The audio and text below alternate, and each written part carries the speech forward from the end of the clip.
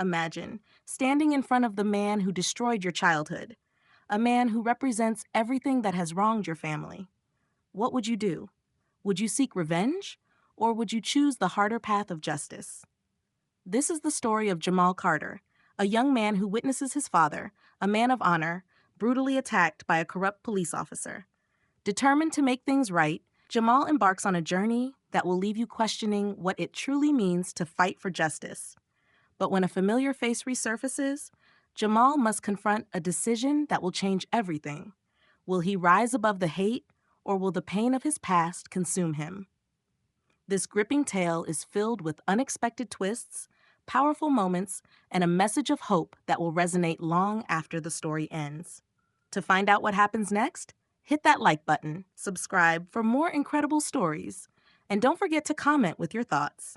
Share this story with anyone who believes in the power of real change. Trust me, you won't want to miss this one. Jamal Carter was just a boy when he first realized the world didn't treat everyone the same.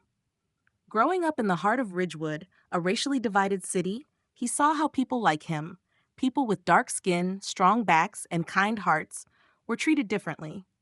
Opportunities were scarce, respect was rare, and justice? That felt like a privilege reserved for others. His father, James Carter, was the kind of man everyone in the neighborhood admired. A hardworking mechanic, James believed in earning an honest living, treating people with respect, and keeping his integrity no matter what. "A man is only as strong as his word, son," he would always say. James believed in fairness, even when the world was anything but fair. But Jamal? He wasn't sure he believed in that. From a young age, he saw things that didn't make sense. Black men stopped on the streets for no reason, frisked like criminals. Black businesses denied loans, while less qualified white businessmen thrived. Kids like him treated as troublemakers in school, even when they did nothing wrong. He saw hardworking black families struggling, while privilege carried others forward like a strong wind pushing from behind. One afternoon, he watched Mr. Harris, their next-door neighbor, get shoved against a patrol car while his wife and kids screamed. The officers claimed he fit the description of a suspect. It didn't matter that Harris was wearing his work uniform, his name stitched right onto his chest. It didn't matter that he had been fixing someone's roof all day. It didn't matter that he was innocent. Jamal's small hands balled into fists. Why don't we fight back? Why do we let them do this to us?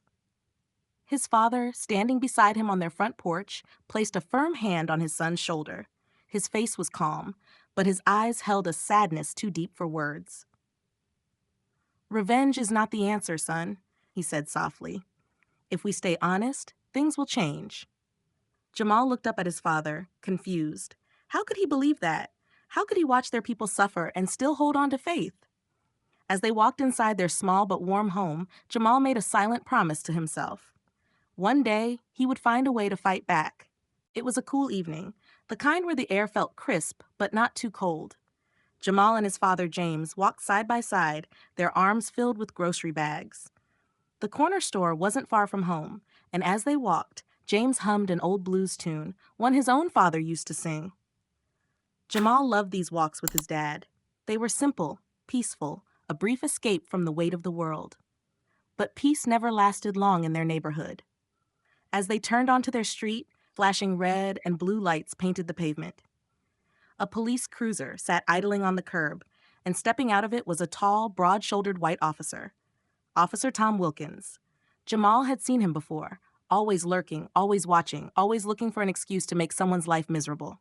"Hey, you!" Wilkins barked, pointing a thick finger at James. His face was twisted in a scowl, his hand resting on his baton. James stopped walking, his grip tightening on the grocery bags. "Yes, officer?" Wilkins stepped closer, his boots crunching against the pavement. "We got a report of a robbery at a liquor store down the street. You matched the description." James frowned, but kept his voice calm. "Officer, we just came from Miller's Grocery. My son and I..." Crack! Jamal barely saw it coming. Wilkins's fist slammed into his father's face, sending him crashing to the ground. The groceries spilled everywhere, cans rolling into the street, oranges bouncing across the pavement. Jamal screamed, his legs frozen in place. "Dad!" James groaned, clutching his cheek, but before he could move, Wilkins was on him, swinging his baton with brutal force. Each strike sent a sickening thud through the night. 1, 2, 3. Jamal's ears rang with the sound of it. The whole block watched.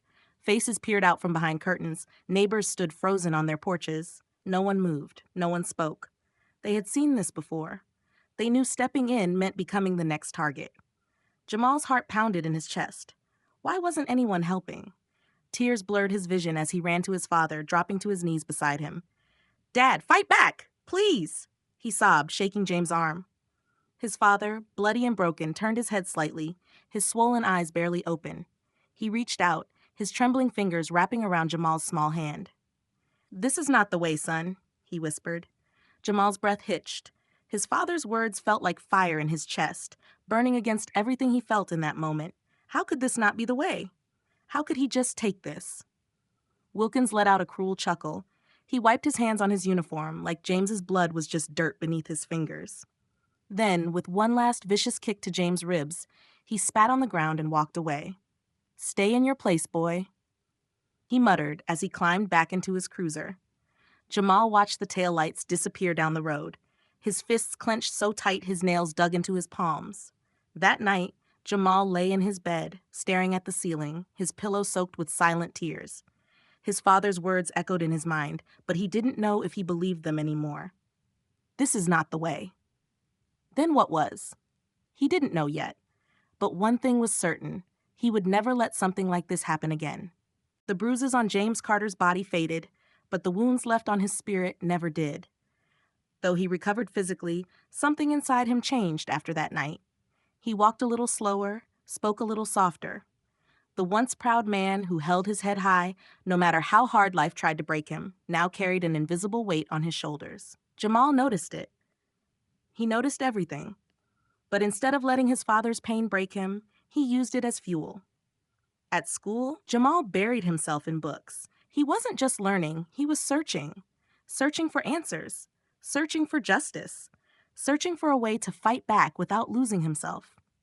He read about civil rights leaders like Malcolm X and Dr. Martin Luther King Jr., about the history of policing, about how the system was built to oppress people like him.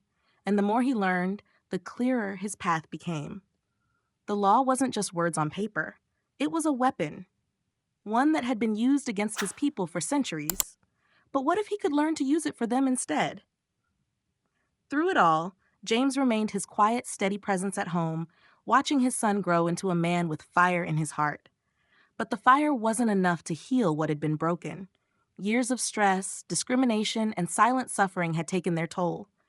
James's heart grew weaker, even as his son's strength grew greater. And then one morning, he was gone. A sudden heart attack. No warning, no goodbyes. Jamal sat at the funeral, his mother sobbing into her hands, neighbors shaking their heads in quiet grief. The same people who had stood frozen the night James was beaten now stood here, mourning a man who had never asked for more than basic decency. Jamal stared at his father's headstone, his fists clenched at his sides. The pain in his chest felt unbearable, like a storm raging inside him. But in the middle of that storm, his father's voice echoed in his mind. "Revenge is not the answer, son. If we stay honest, things will change." Jamal took a deep breath, letting those words settle in his heart. Then, stepping forward, he placed a hand on the cold stone and whispered, "I promise I'll make things right." And this time, it wasn't just a dream. It was a vow he would keep, no matter what it took. Jamal had spent years searching for justice in books, in speeches, in history. But justice wasn't found in words alone. It had to be built, brick by brick, from the inside. That's when the idea struck him. One night, sitting in his small apartment, surrounded by law books and unfinished essays, Jamal made his decision. He would become the very thing he once hated.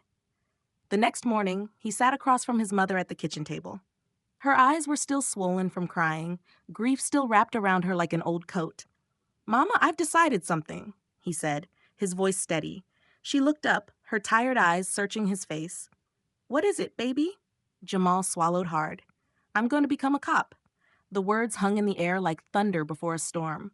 His mother's face twisted in disbelief. "A cop? Jamal, after everything the system has done to us? After what they did to your father?" Jamal exhaled, gripping the edge of the table. Yes, because if I don't, who will protect us? Who will make sure what happened to Dad doesn't happen to someone else? His mother shook her head, tears brimming in her eyes. The system is broken, son. It doesn't change for us. It changes us. Jamal reached across the table, taking her hands in his. Maybe. But what if I could be the change? What if I could be the kind of cop that stands between our people and the ones who abuse their power? His mother looked away, pain deep in her expression. She had already lost her husband to this system. Now, she feared she would lose her son, too. From the moment Jamal stepped into the police academy, he felt the weight of his decision. Racism wasn't just in the streets. It was in the very foundation of the system. Instructors gave him harder drills. Fellow recruits made jokes behind his back. Some whispered that he was only there to meet a diversity quota. Others made it clear they saw him as an outsider. "You sure you're in the right place, Carter?" One white trainee sneered during a lunch break. "Thought y'all didn't trust the police." Jamal kept his jaw tight. He had expected this. But knowing something was coming didn't make it hurt any less. He watched how black trainees were disciplined more harshly than their white peers, how racist remarks were passed around in hushed voices just loud enough for him to hear, how certain instructors seemed to enjoy pushing him past his limits just to see if he'd break. But he didn't break, because every time he wanted to walk away, he thought of his father. He thought of the night he had begged James Carter to fight back, and he thought of the answer his father had given him. This is not the way. So Jamal endured, not because he wanted their approval, but because the only way to change the system was to survive it first. Jamal Carter stepped onto the stage in his crisp dark blue uniform, his polished badge gleaming under the academy's bright lights. He had done it. He had survived the grueling training, the sideways glances, the unspoken challenges. But this wasn't just about survival. It was about becoming something greater. When his name was called, the crowd erupted in applause, some genuine, some reluctant. It didn't matter. He walked across the stage with his head held high, not just as a graduate, but as the top of his class. Jamal's first few years on the force weren't easy. Being a black officer in a system that had never truly welcomed him was like walking a tightrope. Too soft, and he'd be ignored. Too firm, and he'd be labeled a problem. But he didn't care about labels.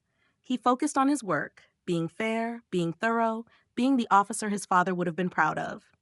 At first, some white officers dismissed him. They saw him as nothing more than a diversity hire, but he proved them wrong. He handled cases with intelligence and precision. He protected innocent people, no matter their race. He never let corruption slide. He earned the trust of his black colleagues who had seen too many officers turn against their own. Slowly, the whispers stopped. Even officers who had once doubted him began to respect him, not because he demanded it, but because he earned it.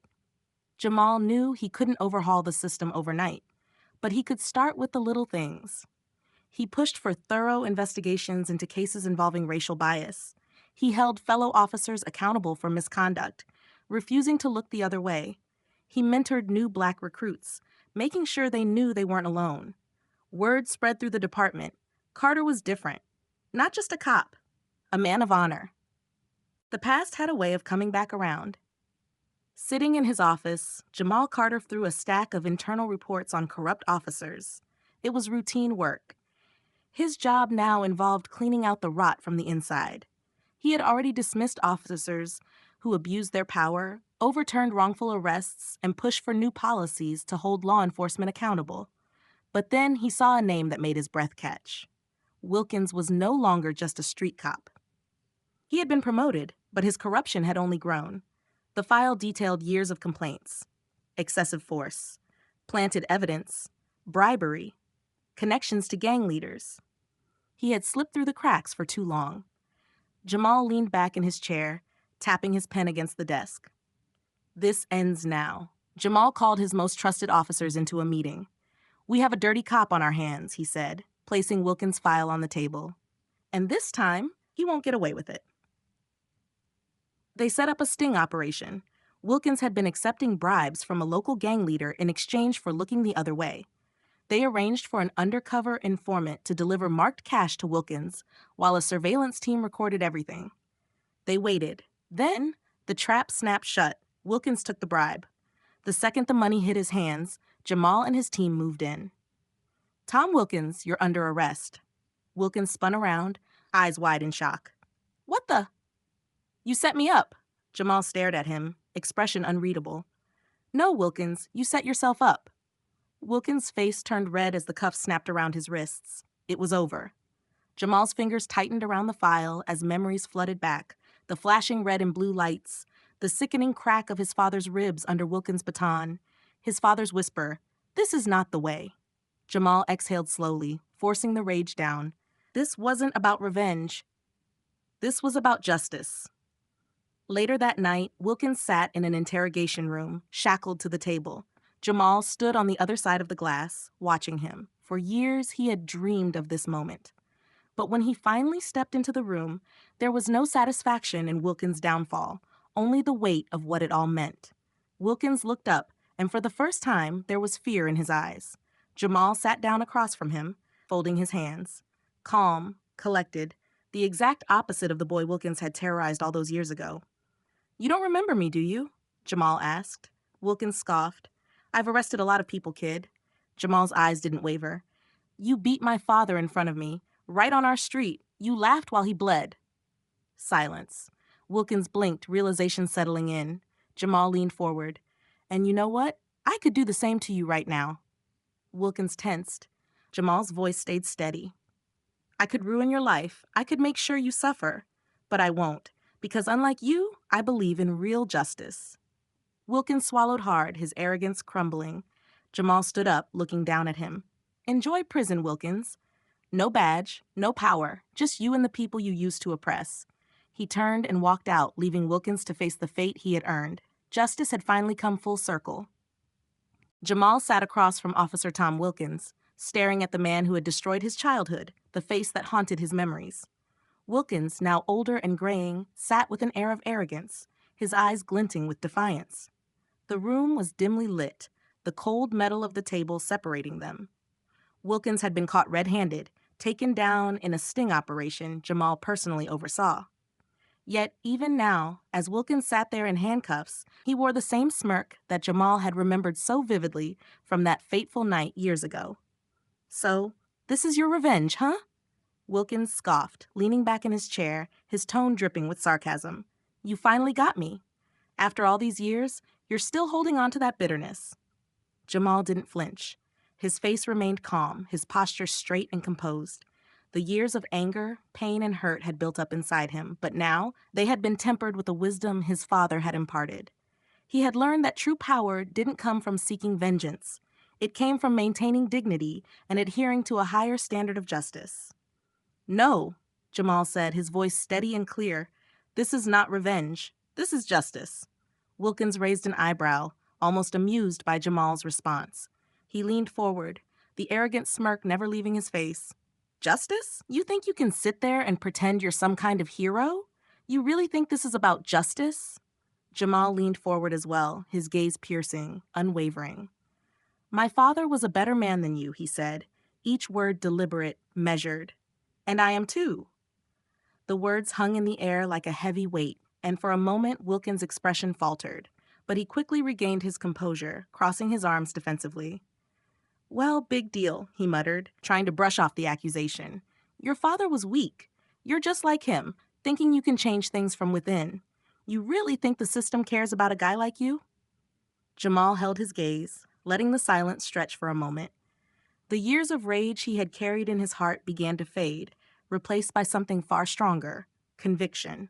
His father's voice echoed in his mind. "If we stay honest, things will change." Instead of retaliation, instead of indulging in the petty violence Wilkins was expecting, Jamal stayed silent. He let the law do its work. The evidence against Wilkins was overwhelming, the corruption undeniable. There was no need for him to lash out, no need for drama or spectacle. Justice had already been served. It wasn't about the satisfaction of seeing Wilkins squirm. It was about the fulfillment of a promise he had made to his father and to the community. This wasn't revenge. This was the result of years of hard work, perseverance, and reform. "You're going to prison for a long time, Wilkins," Jamal said, his voice calm yet firm. "And you're going there for your actions, not for anything I've done. You brought this on yourself." Wilkins didn't say another word. He sat there, his smirk fading, as the truth of Jamal's words began to sink in. He had been caught, not by force, but by the very system he had once thought he controlled. In the days that followed, Wilkins was sentenced to 20 years in prison for corruption, bribery, and excessive use of force. But for Jamal, the victory wasn't in the conviction. It was in knowing that he had risen above the darkness that had once threatened to consume him. The law had done its work, and Jamal had proven that true justice didn't need to be violent. It didn't need to be personal. It just needed to be honest. With Wilkins gone, Jamal dedicated himself fully to reforming the police department, something that had once seemed impossible. He worked tirelessly to instill fairness, transparency, and accountability within the force, championing policies that protected the community while holding officers to a higher standard. Every change he implemented, every decision he made, was driven by the promise he had made to himself and to his father to do things the right way. Over time, the Black community, which had long been wary of the police, began to trust again. Slowly but surely, Jamal's leadership started to mend the deep rift that had existed for so long. He was no longer just a man with a badge. He had become a symbol of change, a living testament to the idea that justice could prevail, even in a system that had once been broken. One evening, after a particularly challenging day, Jamal found himself walking through the cemetery. The weight of the years, the struggles, the victories, pressed on him as he made his way to his father's grave. The place was quiet, peaceful, a stark contrast to the chaos that had once filled Jamal's life. He knelt down beside the tombstone and, with careful hands, removed his police badge from his uniform. He held it for a moment, reflecting on the journey, before gently placing it on the stone just below his father's name. "I did it, Dad," he whispered, his voice thick with emotion. "Not with revenge, but with honor." A cool breeze swept through the graveyard, rustling the leaves of the nearby trees. Jamal felt it then, a presence, almost tangible. He stood there, his eyes closed, as if his father's spirit had brushed against him, offering a quiet sense of pride. Jamal looked up at the sky, the stars beginning to twinkle above, and for a moment, everything felt as it should. He wasn't just fighting to make a change. He was continuing a legacy. His father's unwavering belief in honesty, in doing the right thing, even when it wasn't easy, had lived on in him. With one last glance at the grave, Jamal stood and walked away. The path ahead wouldn't be easy, but it was his to walk. And he knew, deep in his heart, that his father's legacy of honesty would live on through him. Moral of the story: true justice is not achieved through revenge, but through integrity, perseverance, and the commitment to creating real change. The greatest way to fight oppression is not by sinking to its level, but by rising above it and transforming the system from within, ensuring fairness and equality for all. And so, Jamal's journey came full circle. He didn't let the weight of his past define him or push him into seeking revenge. Instead, he rose above the darkness, choosing justice, integrity, and the courage to do what was right. Through his unwavering determination, Jamal proved that real change doesn't come from violence or hate. It comes from within, from the strength to stay true to one's principles, and from the belief that a better future is worth fighting for. As the story comes to an end, we are reminded that true justice is a choice that requires courage, conviction, and honor. Jamal's story is not just his own. It's a story of all of us, fighting for a world where fairness and equality prevail. Thank you for joining me on this journey. If this story inspired you, make sure to like, share, and subscribe. And remember, the fight for justice doesn't stop here. Keep believing, keep pushing for change. We all have the power to make a difference. Until next time, stay strong, stay true, and keep fighting the good fight.